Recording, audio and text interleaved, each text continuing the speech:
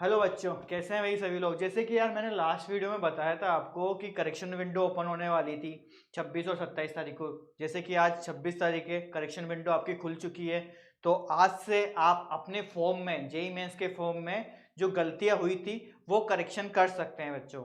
ठीक है, जैसे कि मेरे पास बहुत सारे क्वेश्चंस आ रहे थे कि सर यार मेरी इनकम चेंज कर सकता हूँ क्या, मैं अपना नाम चेंज कर सकता हूँ, ये क्या चेंजेस कर सकता हूँ, मुझे कुछ समझ में नहीं आ रहा। इसके लिए मैं वापस से आपको ये चीज़ बताने आया हूँ कि अपन क्या क्या चेंजेस कर सकते हैं आज करेक्शन विंडो में। जैसे कि आपको दिख रहा है शाम को पब्लिक नोटिस आया हुआ है कि अपन 26 और 27 तारीख को चेंजेस कर सकते हैं। ये दिख रहा होगा आपको, 26 और 27 नवंबर को 11:50 तक आप चेंजेस कर सकते हैं। राइट, तो अपन कैसे चेंजेस करते हैं, क्या क्या चेंजेस होगा मैं आपको समझा देता हूं।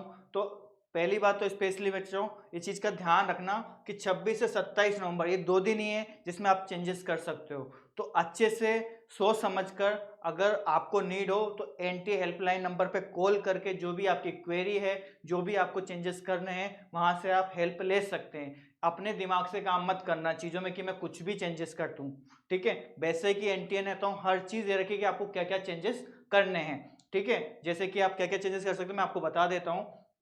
जैसे इसमें दिख रहा है आपको कि 1 सेकेंड, हाँ जैसे कि ये यहाँ देखो, इसमें लिखा है correction not be allowed to changes. ठीक है, correction not to be allowed to changes मतलब नॉट, समझ रहे हो, मतलब इसमें आप चेंजेस नहीं कर सकते। इसमें है मोबाइल नंबर, जो आपने अपना मोबाइल नंबर डाला था जिसके थ्रू आपको ओटीपी आया था, है ना, वो नंबर आप चेंजेस नहीं कर सकते हैं। ईमेल एड्रेस आप चेंजेस नहीं कर सकते हैं, जो आपने ईमेल डाली थी जिसमें आपका कंफर्मेशन पेज, आपका एप्लीकेशन नंबर आया था, वो भी आप चेंजेस नहीं कर सकते। साथ ही साथ एड्रेस, जो आपने परमानेंट और प्रेजेंट एड्रेस डाला था वो भी आप चेंजेस नहीं कर सकते। साथ ही साथ आपके इमरजेंसी कॉन्टेक्ट डिटेल भी चेंज नहीं कर सकते हो। फोटोग्राफ एंड कैंडिडेट, मतलब आपने जो फोटोग्राफ डाला था वो भी आप चेंजेस नहीं कर सकते। तो चीज का हमेशा ध्यान रखना कि ये चीज आप चेंजेस नहीं कर पाएंगे। बाकी का candidate shall be allowed to change any one of the field.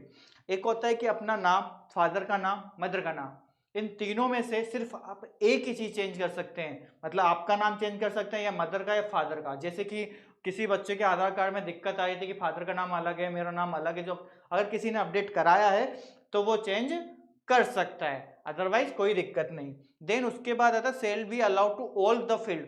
आप क्लास 10th की मार्कशीट, 12th के स्कोर, मतलब मार्कशीट स्कोर जो भी है उसके, देन और पैन कार्ड नंबर, ये तीनों आप चेंजेस कर सकते हो, मतलब ऑल तीनों जगह आप चेंजेस कर सकते हो। देन उसके बाद आता है 14 ऑप्शन आपका कि आपका एग्जामिनेशन सिटीज जो परमानेंट और प्रेजेंट एड्रेस पे बेस्ड था, उसमें कोई बाउंड नहीं कर रहा है एनटी आपको कि आपको परमानेंट प्रेजेंट एड्रेस के थ्रू ही अपना सेंटर चूज करना है। आप अपने अकॉर्डिंग कोई सा भी सेंटर चूज कर सकते हैं। तो बिल्कुल आप अपने सेंटर्स जो भी आपने करे थे, जल्दी जल्दी में फील्ड कर दिए थे, वो आप चेंजेस आराम से कर सकते हो कि मुझे कौन सी जगह एग्जाम देने जाना है। राइट, देन उसके बाद आता candidate shall be allowed to change all the field.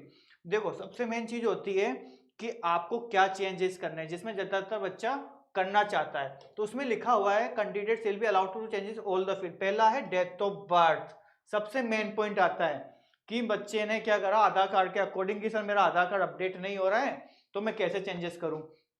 तो पहले तो आपने कर दिया जैसे ही फिल करना था। अब अगर आपका आधार कार्ड चेंज हो गया है या फिर डेट ऑफ बर्थ आपकी सेम है तो कोई दिक्कत ही नहीं है। अगर चेंज करना चाहते हैं तो आप डेट ऑफ बर्थ भी चेंज कर सकते हैं, अपना जेंडर चेंज कर सकते हो, कैटेगरी, मेन पॉइंट है कैटेगरी सर्टिफिकेट की जो प्रॉब्लम चल रही थी सबके साथ में, वो भी आप चेंजेस कर सकते हैं। अगर किसी बच्चे के पास सर्टिफिकेट नहीं था, अप्लाई नहीं कर पाया, तो उसने जनरल से फिलअप कर दिया था, तो वो अपना कैटेगरी सर्टिफिकेट चेंज कर सकता है। राइट, तो उसमें मानिए चलो मैंने पहले जनरल से भरा था तो मैं जनरल ईडब्ल्यूएस से भी भर सकता हूँ, ओबीसी से भर सकता हूँ, एनसीएल ओबीसी एनसीएल से भर सकता हूँ, एससी एसटी से भर सकता हूँ। मतलब अपनी कैटेगरी आप चेंजेस कर सकते हो। ठीक है, चाहे उसमें आपका सब कैटेगरी भी आता है या पीडब्ल्यूडी भी आता हो, सब कुछ चेंजेस हो सकता है। इसमें आप रिसिप्ट नंबर डाल सकते हैं और अपना जो इश्यू ऑफ डेट है वो डाल सकते हैं, जैसे कि मैंने आपको लास्ट वीडियो में बताया था। राइट, देन उसके बाद आप पेपर का भी चेंजेस कर सकते हैं, candidate shall be allowed to add the paper field में। ठीक है, देन इस सारी सब चीजें होती है। अब इसके फीस जो भी होगी, एडिशनल चार्जेज होगी, जो भी होगा उसके अकॉर्डिंग हो जाएगी कि आपने क्या क्या चेंजेस कर रहे हैं। तो बच्चों ये ध्यान रखिए 26 और 27 तारीख, ये 2 दिन ही है जिसमें आप अपने जेईई मेंस के एप्लीकेशन फॉर्म में चेंजेस कर सकते हैं।